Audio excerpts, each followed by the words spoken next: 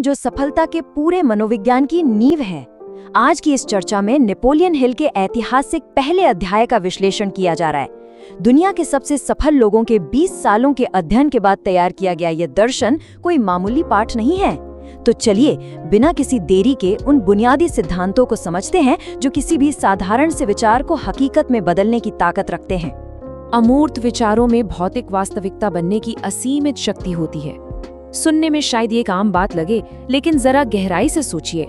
हमारे आसपास मौजूद हर मानव निर्मित चीज, चाहे वो कोई विशाल इमारत हो, कोई नई तकनीक हो या कोई क्रांतिकारी आविष्कार, वो सब कभी न कभी किसी के दिमाग में सिर्फ एक विचार ही तो था। हिल का ये दर्शन साफ करता है कि विचार केवल हवा में तैरते बुलबुले नहीं हैं, बल्कि ये वो ऊर्जा है जिसमें दुनिया को बदलने की पूरी क्षमता है। लेकिन इन विचारों को जमीन पर उतारने के लिए एक बेहद खास चीज की जरूरत होती है, और वो है उद्देश्य की निश्चितता या डेफिनेटनेस ऑफ पर्पस। ये कोई बस यूं ही मन में आई इच्छा या कोई अधूरा सपना नहीं है। ये एक बिल्कुल स्पष्ट, अटल और विशिष्ट अंतिम लक्ष्य है जो किसी भी व्यक्ति के हर कदम को संचालित करता है। जब विचार इस निश्चितता के साथ जुड़ जाते हैं तो सारा भटकाव खत्म हो जाता है और जरूरी संसाधन खुद ब खुद आकर्षित होने लगते हैं। आज के इस विश्लेषण में हम 4 मुख्य बातों पर गौर करेंगे। पहला, इस भाषण का संदर्भ। दूसरा, विचार मूर्त रूप कैसे लेते हैं। तीसरा, उद्देश्य की शक्ति। और अंत में, अपनी अस्थायी हार पर विजय कैसे प्राप्त करें। तो पहले भाग से शुरुआत करते हैं, भाषण का संदर्भ और लक्ष्य निर्धारण की प्रणाली। आखिर ये भाषण किसके लिए था? मूल रूप से ये उन सबके लिए था जो व्यक्तिगत विकास के रास्ते पर चलना चाहते हैं। इसका मुख्य फोकस सफलता का मनोविज्ञान और लक्ष्य निर्धारण की मूलभूत प्रणाली है। इसका प्राथमिक लक्ष्य केवल लोगों को प्रेरित करना नहीं था, बल्कि एक विचार के जन्म लेने से लेकर उसके एक बड़ी उपलब्धि बनने तक की पूरी यात्रा के रहस्यों को तार्किक रूप से समझाना था। और सच कहीं तो ये दर्शन आज के आधुनिक जीवन में भी उतना ही प्रासंगिक है। अब आगे बढ़ते हैं हमारे दूसरे अहम हिस्से की तरफ, विचारों का मूर्त रूप और वास्तविकता की परिकल्पना। यहाँ एक बहुत ही बुनियादी लेकिन बेहद शक्तिशाली सवाल उठता है, आखिर अमूर्त विचार ठोस परिणामों में कैसे बदल जाते हैं? अगर एक विचार का कोई वजन या भौतिक आकार नहीं है तो वो बड़े बड़े पुलों, व्यवसायों या इमारतों का निर्माण कैसे कर सकता है? इसका सीधा सा जवाब मन की शक्ति और उस शक्ति को सही दिशा में मोड़ने की कला में छिपा है। स्रोत सामग्री इसका उत्तर एकदम स्पष्ट देती है। विचार ही सभी ठोस उपलब्धियों का आवश्यक प्रारंभिक बिंदु है।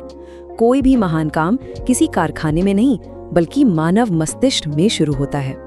हमारा दिमाग एक उत्प्रेरक यानी कैटलिस्ट की तरह काम करता है, और हर बड़ी सफलता का बीज इन्हीं विचारों में बोया जाता है। यहीं से शुरुआत होती है हमारे तीसरे भाग की, उद्देश्य की शक्ति। कैसे एक साधारण सा विचार एक असीम प्रेरक शक्ति में बदल जाता है। हिल के दर्शन में एक बहुत ही स्पष्ट अंतर बताया गया है।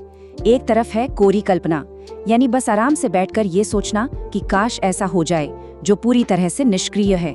और दूसरी तरफ है तीव्र इच्छा या बर्निंग डिजायर। स्रोत सामग्री इस बात पर जोर देती है कि केवल आशा करने से कुछ नहीं होता। किसी विचार को असली ताकत तब मिलती है जब वो तीव्र इच्छा बन जाए। यह एक ऐसी ज्वलंत ऊर्जा है जो तब तक शांत नहीं होती जब तक लक्ष्य हासिल न हो जाए। सफलता का ये ब्लूप्रिंट दरअसल एक क्रमिक प्रक्रिया है। इसे ध्यान से समझिए। शुरुआत होती है एक अमूर्त विचार से, फिर उसे एक निश्चित उद्देश्य का रूप दिया जाता है जो एक स्पष्ट दिशा तय करता है। तीसरा कदम है उस उद्देश्य को एक तीव्र इच्छा में बदलना, जो आगे बढ़ने का ईंधन बनती है। और अंत में ये पूरी श्रृंखला एक ठोस वास्तविकता में बदल जाती है। ये कोई जादू नहीं है, बल्कि एकदम तार्किक और चरणबद्ध तरीका है। स्रोत सामग्री में मौजूद हिल के अपने शब्द इस बात को मजबूती से दोहराते हैं। उद्देश्य की निश्चितता और तीव्र इच्छा का संयोजन ही सफलता का अनिवार्य प्रारंभिक बिंदु है।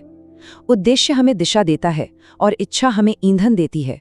इन दोनों के बिना कोई भी विचार सिर्फ एक ख्याली पुराव बनकर रह जाता है। अब व्यवहारिकता की ओर मुड़ते हैं। भाग 4, अस्थायी हार पर विजय और बाधाओं की असलियत। सफलता का रास्ता कभी भी एकदम सीधा नहीं होता। ये एक ऐसी हकीकत है जिसे स्रोत सामग्री पूरी तरह स्वीकार करती है। बाधाएं तो आएंगी ही, लेकिन यहाँ कुंजी है उन्हें अस्थायी हार के रूप में देखना। ये रास्ते का अंत नहीं है, बल्कि मंजिल तक पहुँचने के सफर में आने वाली एक अपेक्षित बाधा है। ये कोई विफलता नहीं, बल्कि आगे बढ़ने का एक जरूरी सबक है। तो एक बड़ा सवाल खड़ा होता है, क्या होता है जब एक तीव्र इच्छा का सामना किसी अचल बाधा से होता है? जब पूरी लगन के बाद भी रास्ते बंद नजर आएं, तो क्या किया जाए? असल में यही वो मोड़ है जहां सबसे बड़ी परीक्षा होती है। ये संघर्ष ही तय करता है कि कोई विचार सचमुच वास्तविकता बनेगा या बीच रास्ते में ही दम तोड़ देगा। इस स्थिति से निपटने के लिए स्रोत सामग्री बहुत ही व्यावहारिक नियम सामने रखती है। पहला, हार को हमेशा अस्थायी माने, स्थायी मानकर पीछे न हटें। दूसरा, अपना निश्चित उद्देश्य हर हाल में बनाए रखें, अपना लक्ष्य न बदलें। और तीसरा, असफलताओं के बीच डटे रहें। लगातार लगे रहने की यही जिद विचारों को ठोस वास्तविकता तक ले जाती है। इस पूरी चर्चा का सार अंततः एक बहुत ही विचारोत्तेजक प्रश्न पर आकर टिक जाता है, किसी का अपना निश्चित उद्देश्य आखिर क्या है? अगर विचारों को हकीकत में बदलने की ये तार्किक प्रणाली इतनी शक्तिशाली है, तो क्या इसे आज के आधुनिक जीवन में लागू किया जा सकता है? अपना खुद का निश्चित उद्देश्य पहचानना ही इस यात्रा का पहला और सबसे अहम कदम है। ये एक ऐसा सवाल है जो गहरे चिंतन की मांग करता है और विचारों को वास्तविकता में बदलने की एक नई शुरुआत का न्योता देता है।